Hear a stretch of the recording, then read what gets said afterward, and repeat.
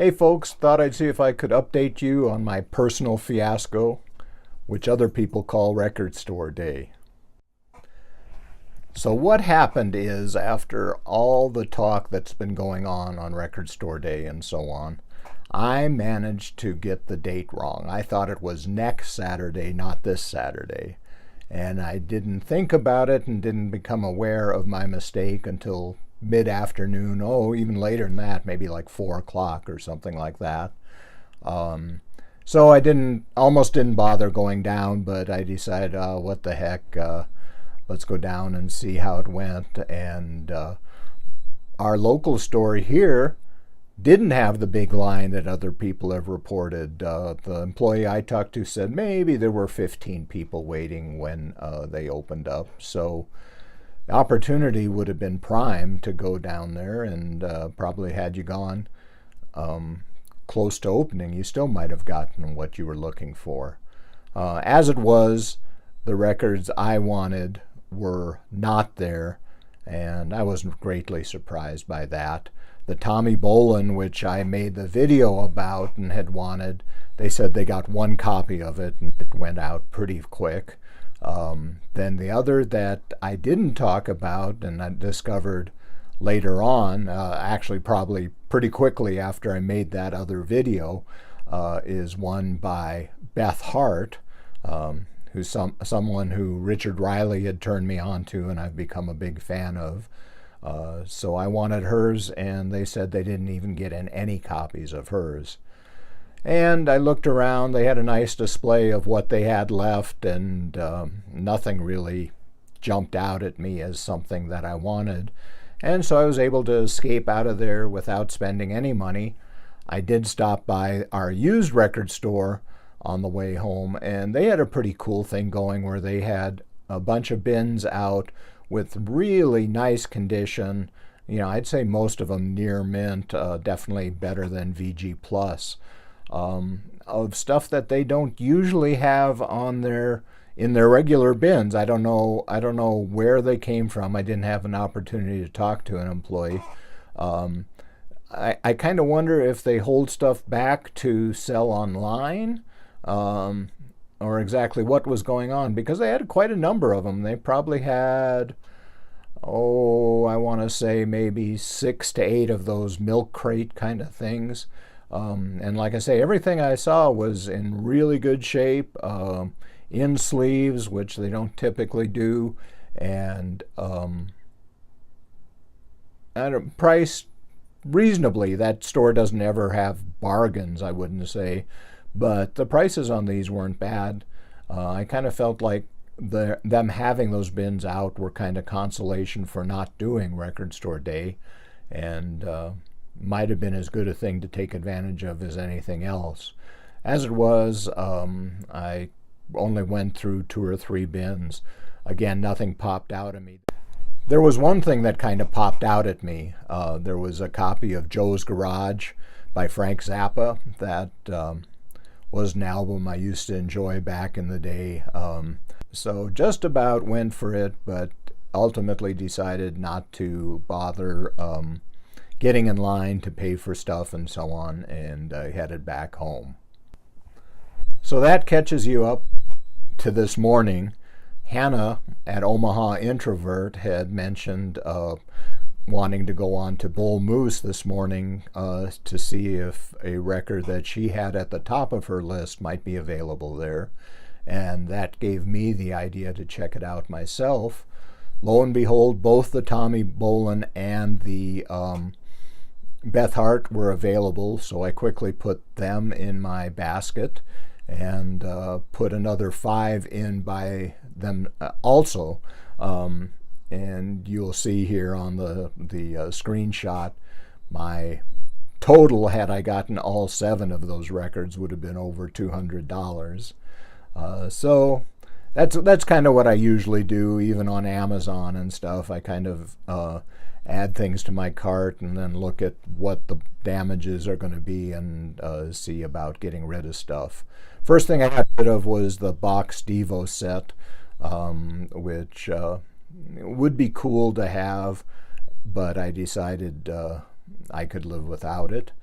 And then I went through, got rid of Hoover Phonic, which was very much one of those whim kind of things. I like Hoover Phonic, but probably wouldn't have gotten it otherwise. But it was very much one of those, well, as long as it's here, why not? So I got rid of that. And let's see, I'm trying to remember here without looking at the list what else I got rid of.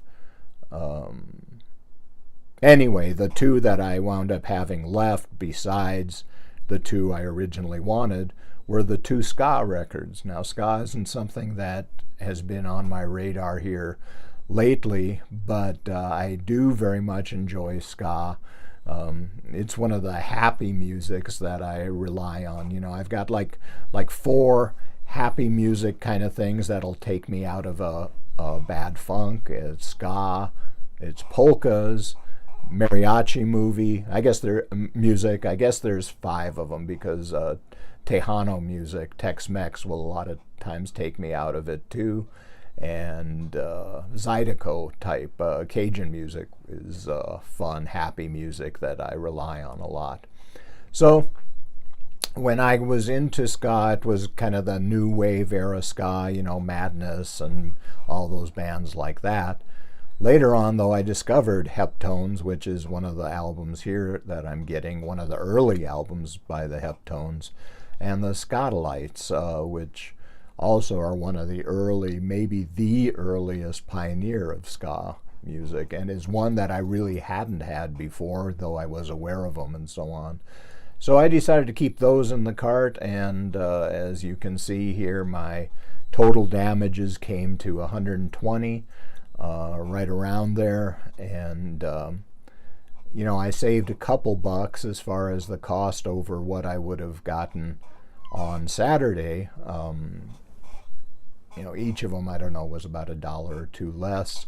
I didn't have to pay tax, and I got free shipping, so literally bottom line was probably, I don't know, 20 bucks less or something than I would have paid retail. But here's the thing, I still feel dumb about it because Record Store Day is about supporting your independent record stores, right? And that's something I'm very much a believer in.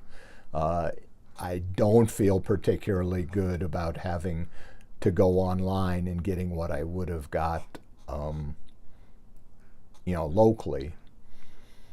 The other thing is that I've kind of decided through this whole experience that really part of Record Store Day, part of what you guys have talked about in your videos, is the camaraderie, even the ordeal of waiting in line as a chance to get to know other people and kind of, kick back and enjoy talking about music and so on with fellow enthusiasts and so on, is something you really miss out on doing it the way I now have wound up doing it.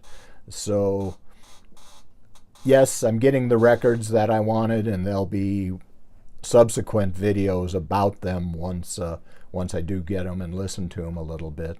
But overall, I'm still not quite happy with how things went. The other thing that kind of popped up that is a pet peeve of mine in general, but I'd kind of forgotten about until I saw it on print on the Bull Moose site, which I should say Bull Moose is where I'm getting the online stuff.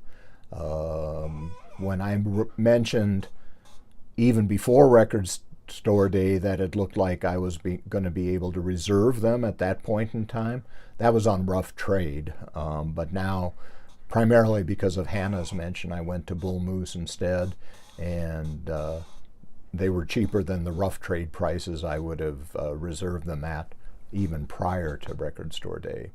But here's the thing. I started seeing all these, the reasons they were these special deals on Record Store Day.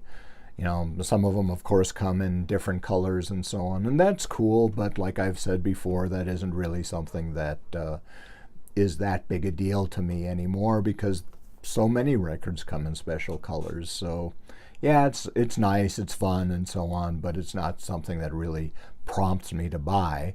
Then the other thing is the limited editions. A lot of these, I think all 3 of the 4 that I'm getting are limited to 750 copies, supposedly. Well, that actually for me is a turnoff.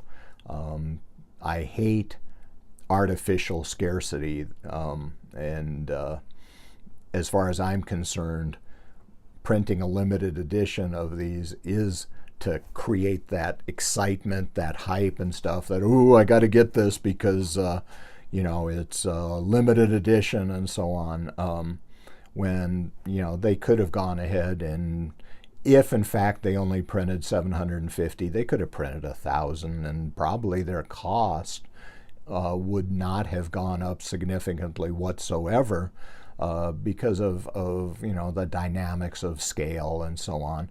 But had they really printed enough for demand, then of course their price or their ability to sell might have gone down, because people would not have felt that urgency to go ahead and buy stuff that they did the way things turned out here.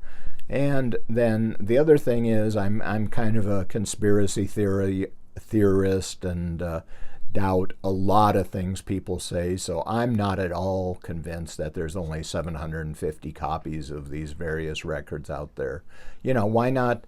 Think about it. If you're going to print 750, I don't know if these will have, this is number 167 on the album cover somewhere or something like that. But why not print 5 that say 167? Why not print 10 that say 167 instead of having 750 copies? You'll now have 7,500 copies out there. But again, we'll have created that urgency. So I'm skeptical about the number to start with. I know the number itself is just kind of picked to promote business, and that irritates me. Nevertheless, here I am participating in it, so I guess it doesn't irritate me all that much. Okay, so once I get the records, I'll go ahead and do an opening, and then after that, at some point, I'll probably give you my impressions of what I got, and we'll go from there. All right. Have a good Monday, folks. Bye.